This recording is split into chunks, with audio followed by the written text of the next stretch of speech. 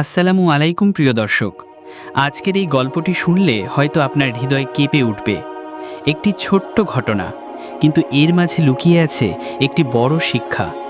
আসুন শুনি মানুষের প্রতিশ্রুতি কতটা শক্তি দিতে পারে, আবার কতটা ধ্বংসও করতে পারে। ঘটনাটি কানাডার এক হিম শীতল রাতে। চারিদিকে বরফের সাদা চাদর, রাস্তাঘাট নিস্তব্ধ। ঠিক সেই রাতে এক ধনী ব্যক্তি তার জানালার ফাঁক দিয়ে দেখলেন এক বৃদ্ধ লোক শীতের কাপড় ছাড়াই দাঁড়িয়ে আছেন তার গেটের সামনে। তিনি নিচে নেমে এলেন। বাবা, এই প্রচণ্ড ঠান্ডায় আপনি বাইরে আছেন কেন? আপনার গায়ে এত গরম কাপড়ও নেই।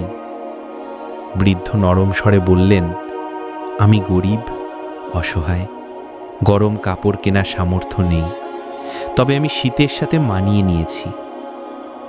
ধনী ব্যক্তি কিছুটা কষ্ট পেলেন, বললেন, একটু অপেক্ষা করুন, আমি আপনার জন্য গরম কাপড় নিয়ে আসছি। কিন্তু তিনি বাড়িতে ঢুকেই ভুলে গেলেন বৃদ্ধের কথা। ব্যস্ততায় ডুবে গেলেন নিজের আরাম আয়েশে।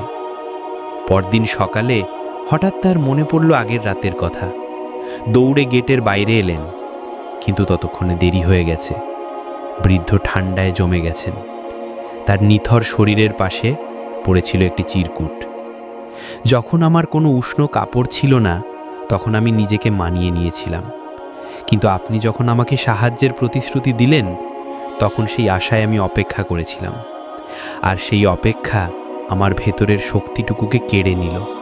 প্রিয় দর্শক, একটি মিথ্যা প্রতিশ্রুতি কাউকে বাঁচাতে না পারলেও তাকে ভেঙে দিতে পারে। প্রতিশ্রুতি দেওয়ার আগে ভাবুন, আপনি তা রাখতে পারবেন তো? কেউ যদি আপনার কথায় ভরসা করে আশা নিয়ে অপেক্ষা করে, তবে সেই আশার দায়ভার আপনার কাঁধে। আসুন, প্রতিশ্রুতি নয়, বরং প্রতিশ্রুতির পেছনে দায়িত্ব পালন করার মন মানসিকতা গড়ে তুলি।